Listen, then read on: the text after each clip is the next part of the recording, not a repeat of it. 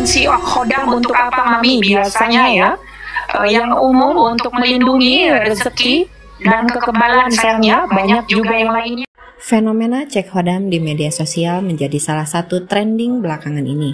Beberapa seperti ketagihan untuk melakukan cek khodam secara terang-terangan. Lalu, apakah manfaat dari cek khodam tersebut dari sudut pandang agama Islam?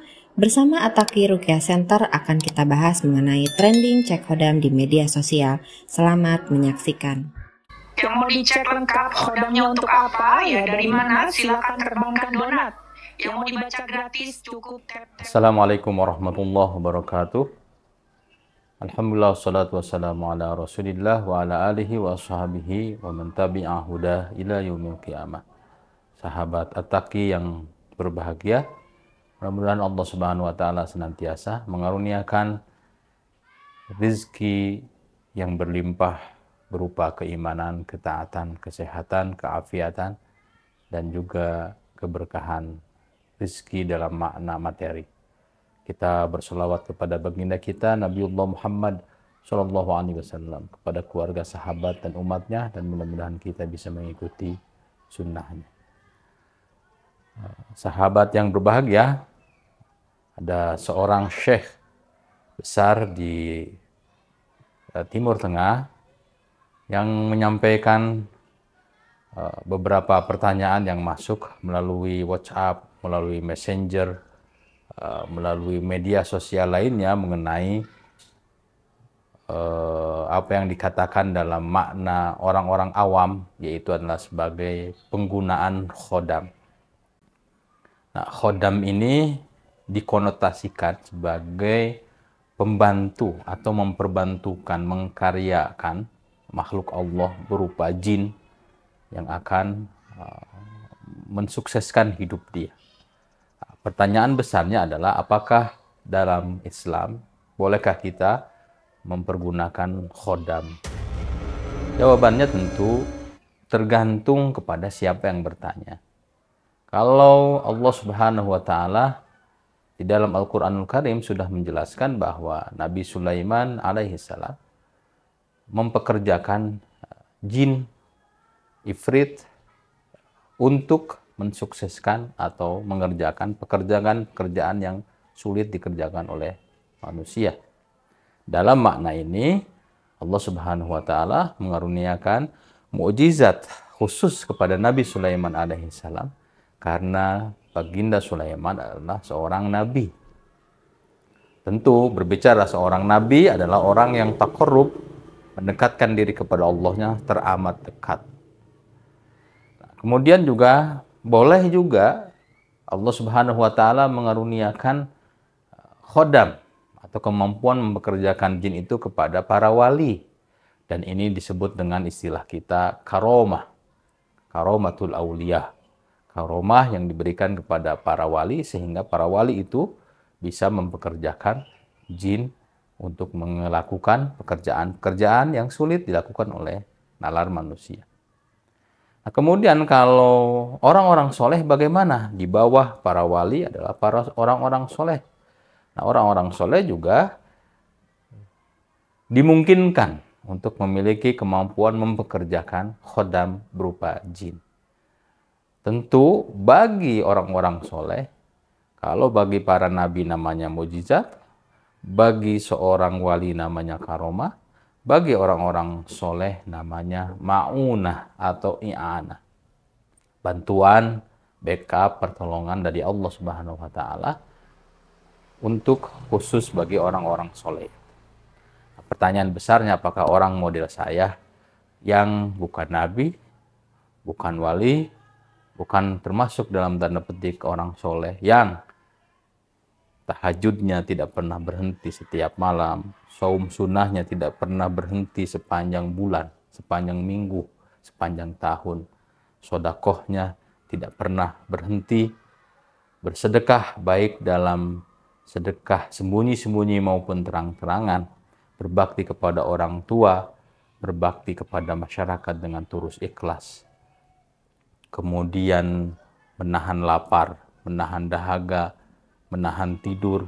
Apakah mampu memiliki kemampuan untuk memperlakukan atau mempekerjakan khodam? Jawabannya adalah, kalaupun iya, boleh jadi dia sedang dikerjakan. Artinya, orang awam tersebut yang tidak mencapai derajat nabi, wali, ataupun orang soleh, boleh jadi dia sedang dipekerjakan oleh iblis, dipekerjakan oleh syaitan. Oleh karena itu sahabat yang berbahagia, sebelum kita berbicara mempekerjakan jin itu, maka pertanyaannya adalah, apakah kita sudah siap? Sudah siap mengurangi tidur di malam hari? Dengan qiyamul lail, dengan puasa mata tilawah Al-Quran, dengan puasa lisan zikrullah, dengan puasa raga berupa saum, dengan puasa batin. Pertanyaan yang kedua, apakah kita di siang harinya memiliki amalan-amalan khusus? Amalan-amalan, wa ma taqarraba ilayya abdi bin nawafil hatta uhibbah. Jadi pertanyaan besarnya, apakah kita sudah menyiapkan amalan-amalan nafilah? Yang itu kita mengerjakannya secara konsisten, secara beraturan, persisten, minimal 40 hari berturut-turut, sholat berjamaah, tidak ketinggalan takbiratul ihram, sholat rawatibnya tidak ketinggalan setiap qobliyah, ba'diyah, sholat duhanya, sholat-sholat nafilah yang lain, syukrul wudu, dan lain sebagainya. Kalau itu masih belum, maka saya meyakini pertanyaan tadi hanya pertanyaan dagelan yang justru bukan kita mempekerjakan jin, tapi kita dipekerjakan oleh setan, oleh iblis, dengan dibantu oleh jin yang sebenarnya dia adalah tentara-tentara setan, tentara-tentara iblis. Oleh karena itu Allah Subhanahu wa taala berfirman, la khairu fi katsirin min najwahum illa man amara bis shadaqatin aw ma'rufin aw islahin bainan nas wa may yaf'al dzalika ibtigha'a mardatillah fasawfa nu'tihi ajran 'azima. Barang siapa tidak ada kebaikan fi katsirin min najwahum, dari omon-omon, dari pembicaraan sembunyi-sembunyi, rahasia-rahasia, min najwahum, kalangan manusia maupun kalangan jin, kecuali diperuntukkan untuk 3 hal. Man amara bis shadaqatin, yaitu adalah ketika memerintahkan bersedekah atau berbuat hal yang jujur, berbuat hal yang baik, berbuat hal yang membenarkan keimanan kita kepada Allah Subhanahu wa taala.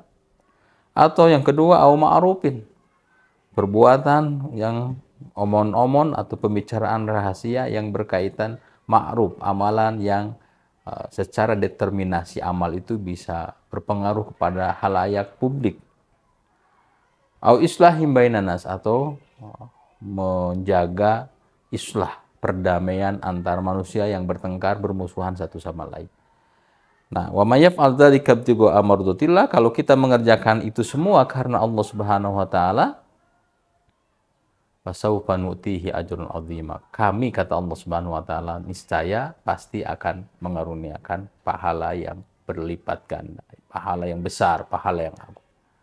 Nah, di sini Allah Subhanahu wa taala menjelaskan bahwa kita boleh jadi mempekerjakan jin itu atau memiliki khodam.